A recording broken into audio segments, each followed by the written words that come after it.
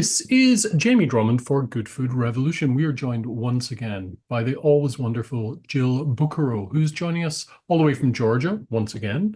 And today we're going to be speaking all about meal preparation and planning. I'm somewhat of a planner myself, but then after seeing your system, I'm wondering if I need to up my game a little. So let's talk about why one would want to plan and the preparation of food. Yes. So it sounds, I think, overwhelming to a lot of people, the idea of like planning out a week or planning out a Mhm. month of meals and breakfasts and lunches and all that kind of stuff. And so, as I say with everything, we're going to make it our own and we're going to take it in whatever steps make sense to you. So we can start small. But when we don't plan, I mean, it is really true. Like if you fail to plan, you're planning to fail. And if There you've you go. been in your kitchen at 5:30 on a Wednesday, like I don't have ingredients. I don't know what to make. Like this is for you because we've all been there, and it's really that is what we're trying to avoid. So it's not that we need this grand scheme, but we just want to have a more pleasant week.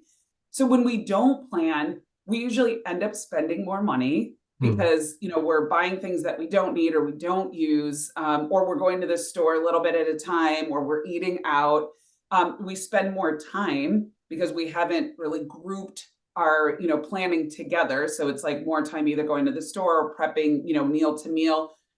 We end up eating out a lot more. We eat less healthfully a lot of times. We waste more. So those are some of the reasons, that I would urge you or challenge you to try to implement meal planning, if that's something that is interesting to you, because those are a lot of things, I like time, I like money, I don't like to waste. So I like eating healthfully. So all good things can come, from planning. Okay, so let's start at the beginning of the week. Let's talk about the Jill Bucaro method and how you do this. You sent me your meal planning chart. So perhaps you Mhm. could explain how you begin your week and how this chart is integrated into that.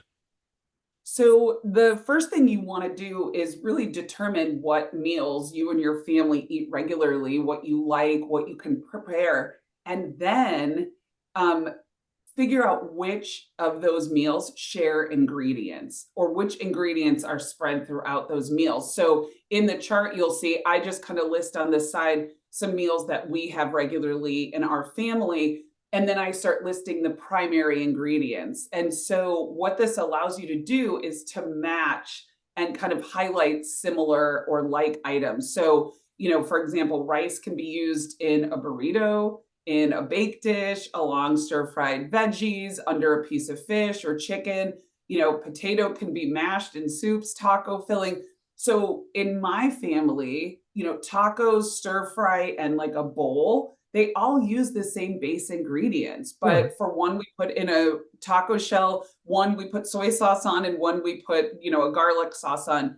So that's where I start is really thinking about like what your family likes and what you can make. So I think what happens with a lot of meal prepping, plans and templates is it's not what we eat. It's not what I know how to make. It's not what my family likes.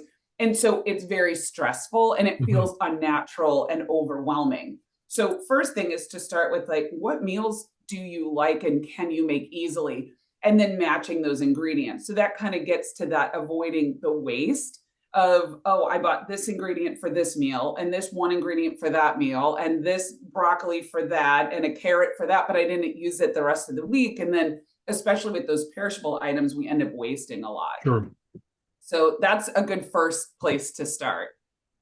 I like the color coding you have on it because that sort of that was I'm going to have this in front of our fridge for next week. I think it looks like my kind of thing. Although I'm not sure if my family will jive with it or not. We'll see. So you Yeah. also mentioned about tracking waste and the spending, and also Mhm. inventorying what you actually have on hand. How do you integrate that into your planning for the week?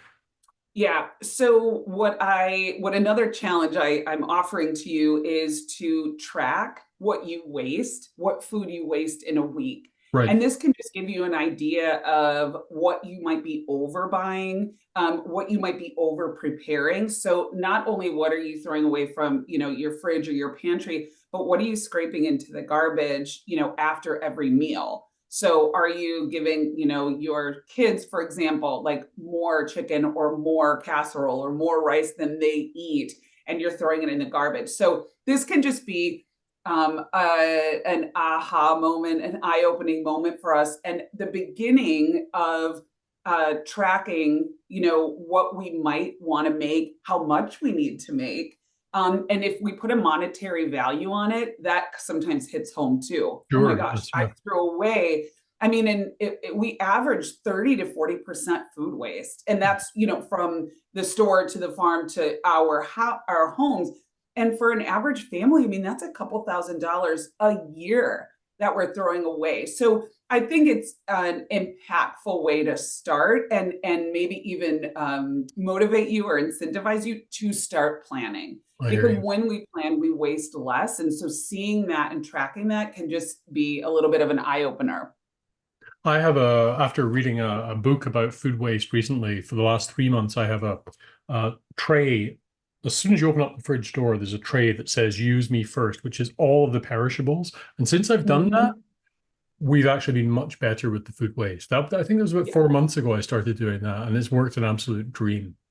I love that. And that really kind of goes into the inventorying and knowing what Sure. you have on hand. Yeah. So you can go through your pantry, through your kitchen, on a regular basis, or sorry, your fridge on a regular basis, and shop there first. And Sure. Yeah. then, understand, oh, we have this to use, we have chicken to use, we have broccoli to use. And you can start, that chart based on that, what you have on hand, or at least incorporate that into, the figuring of the meals that you'd like to have for the following week, or even just in the next few days, based on what you have. So again, a way to, save money and utilize what you already have. You don't need to go shopping for chicken if you have it. Now, I've been doing this kind of inventory of our fridge for about the last 4 or 5 months. But one thing that I've just added to it, because I was finding that this was an area of my inventory that I kind of overlooked, which is the freezer. So I make Yes. stocks all the time. I make soups all the time. I make all sorts of sauces all of the time and put them in the freezer. But Yeah. that freezer is, well, there are actually three freezers. So, and things get lost at the back, and I Yes. am quite pedantic with my labeling, so at least I know what everything is. Oh, But that's good. how do you integrate freezer space into this? Yeah. So I do sometimes with my clients what's called a kitchen detox, Hmm. which, seasonally can be a good thing to do, where Right. you really do go through everything. You go through the pantry, you go through the freezer, you go through the fridge. But really, on a weekly basis, you can just, organize it in such a way that you do know what you have. And I think the freezer is an excellent, if you can do like a big detox one time, you can make sure things are dated, things, Yes. Yeah. are organized in a way that you can find them labeled. Then from there, you can, start there or use that as part of the planning. Oh, we have this stock, we have this sauce. You might have, that's the other thing, you might already have the parts to Yeah. Exactly. multiple meals available, but you just don't know because it's you're unaware of what's in your kitchen. I definitely have been in that situation. I'm like, oh, why did I buy? Now I have three mustards or whatever the case is. So really just understanding what's in there can help prompt the organization and make it easier. Now, I know you don't eat meat, but you will probably appreciate this story. I'll pick up the odd bit of offal and put it in the freezer and things like that, because I do enjoy offal now and again. And I've got in there and gone, oh, it's a beef heart. Okay, it's a big frozen beef heart, and I'll put it out to defrost, and I'll be looking up some recipes for how I can sous vide a beef heart, all of these different ideas. Be so excited about it. Maybe tell our son that we're going to be having beef heart. He'll get excited about it and want to tell one of his friends to come round to have some. And then by the time it's defrosted, I realized that it's actually, I think it was actually, I'll cut this out because I've forgotten what it actually was. It was something quite not so nice. I think Oh, it what was, it was actually. Oh, you yeah. mean it wasn't beef heart? Oh, No, no, I'll cut this bit out because I'm just trying to remember what it okay. was because it was really not very pleasant. So I defrosted this beef heart. Everybody's getting excited about eating it. Well, at least our son is, and I'm getting excited, and perhaps his friend. And it turned out not to be a beef heart at all. It was actually beef.